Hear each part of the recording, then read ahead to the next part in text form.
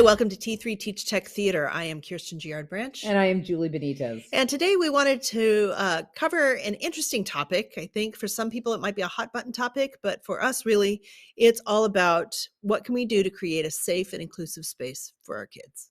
Mm-hmm. I know that for this year, one of the things that, it's been a trend for a while, but it seemed like this year, especially coming back, a lot of kids with name changes, gender identity changes, pronoun changes, and trying to keep up with all of that and be respectful of where the students are and what they need to, how they need to be addressed and how they need to be spoken to make them feel safe and valued in my space. At times felt like it's kind of at odds with some of the antiquated ways in which we look at gender in terms of casting, of characters, and even something as simple as the use of dressing rooms. I spent during the pandemic, I changed out my dressing room. So I had a fair number of students who were trans, and I thought the men and women just wasn't going to work anymore. Especially since often before we even went down on lockdown, I had people who were in the dressing room that they felt more comfortable with. And so my school colors are crimson and gold. And so I took down the men and women and just put up crimson and gold and try to train myself of like, please go put that in the gold dressing room. Please go put that in the crimson dressing room. But I thought it was a safe choice for my students, and it was a good change for me. And we now have a brand new theater at my school, and the dressing rooms are currently labeled boys dressing room, girls dressing room. But to the principal's credit, actually, when we went through and did our walkthrough of the space, he said these need to be dressing room A and B. And that way it's just whatever it is. Where I am right now in my current space, I didn't have the luxury of two separated dressing rooms. We just had one big room where everybody changed.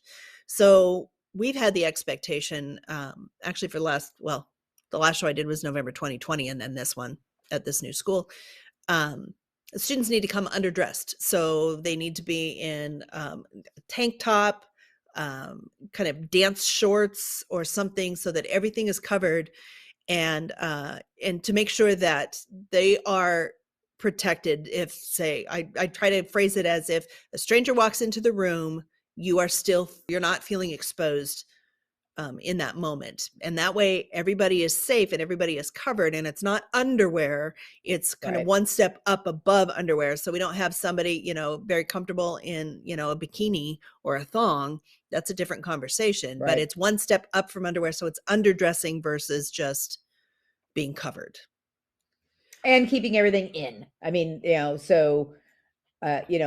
always have that conversation usually with boys when it was there was a spate of shows that I had where their pants had to come down a lot. I don't know if it was a pajama game. I don't know. It was in several of them. Their pants had to keep coming down. And I would always have the conversation of like, you need to be like triple wrapped, boys. I don't want anything snaking out. I want, like everything needs to be really, really covered. But it's just that would be there always, is that everything's compressed, everything's up close, and you're fully covered at all times. So that allowed for that expectation that everything is now you're underdressed for your costume, then eliminates that conversation of, well, I don't want anybody to see. No. You have something on already that is protecting you, that is covering you beyond underwear. And now you just put your costume on. The only exception to that would be if there was a quick change where somebody had to really, really make sure that they went from something. I did Grapes of Wrath, and our Tom Joad jumps into a pool, and then the next scene he's fully dressed. Well, he had to do a complete change, but we had an entire enclosed dressing room that only he went into because he had to take everything off, because we learned at the first dress rehearsal he could not be in the next scene in wet underwear. So there's certainly expectations or exceptions to that rule, but this way everybody feels comfortable. And if it's an all gender dressing room, that's just the way that it is, and everybody feels safe. And that also can expand out to, I know that there's been a change it happened, I think, primarily during the pandemic. I started thinking of our language and stuff like that of, are you a craftsman? Are you like within the, like the union and stuff, of trying to de-genderfy things.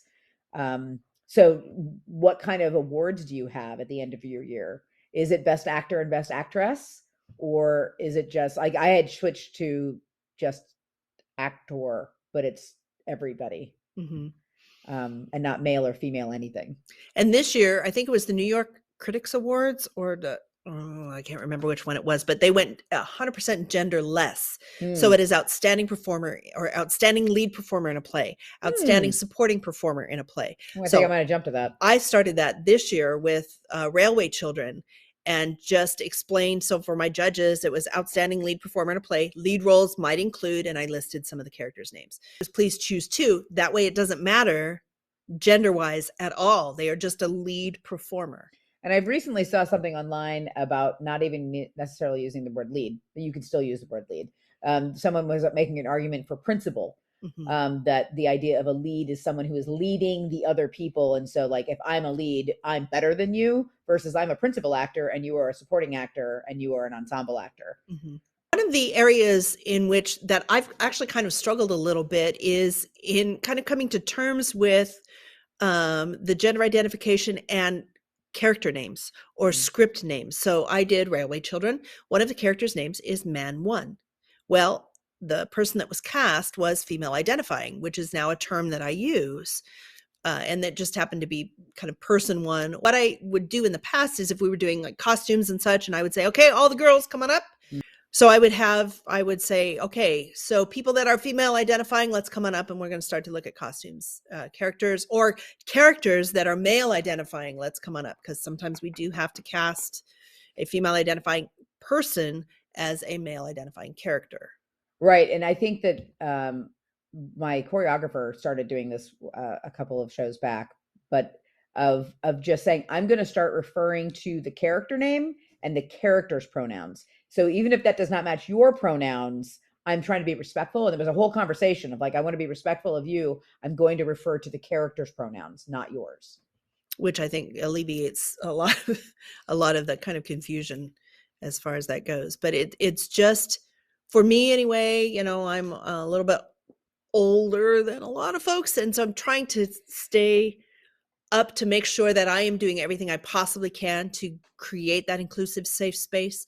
But it is a definite shift in awareness for me, and where I would used to say things like, okay, ladies and gents, let's get going. Yep. That's no longer a phrase. So it's okay, friends, it's time to go. Yep. Something like that, even something that simple. Julie and I have a guild program that we do with our tech theater kids where they have to work through things. We are changing the terminology from craftsman and journeyman to it's qualified and trained and specialist and stuff like that are gender neutral. Right. So it's all part of the awareness game. But we just wanted to share a little bit of insight as to what it is that we're trying to do. I will definitely call myself a work in progress on this because it changes so much. But there's so many kids now that just need to know whatever it is that is going on with their gender identity, that we are a safe haven for them and that it's going to be okay. And they don't feel like they're going to have to choose, do I go to the boys' dressing room or the girls' dressing room? I can choose dressing room A or B, and it doesn't matter because I'm safe and I'm covered. And even I can see on our things, we had a conversation of I couldn't change my name on this Zoom, making sure that on my email, I have my pronouns, making sure at the beginning of the school year when we were introducing her, it said, you know, like, hey, we're all getting together. This is the new cast for whatever show it is, that when we go around the circle, I ask pronouns because I have lots of students who I would not have known. I mean, some people I can identify that they are in the middle of a transition or something like that. But I had a lot of students that either go by all pronouns or they go by they, them, but they are male or female. And I wouldn't have known had I not asked. And it's just nice to be asked. It's just nice for people to know that it is a safe space and that you're accepting of that. So as always, as we're going through and kind of navigating all of the changing tides for this year, please feel free to reach out to us. If you have any questions or you want to continue the conversation, at teachtechtheater@gmail.com. Check out our website at www.teachtechtheater.org, and we look forward to hearing from you. Bye.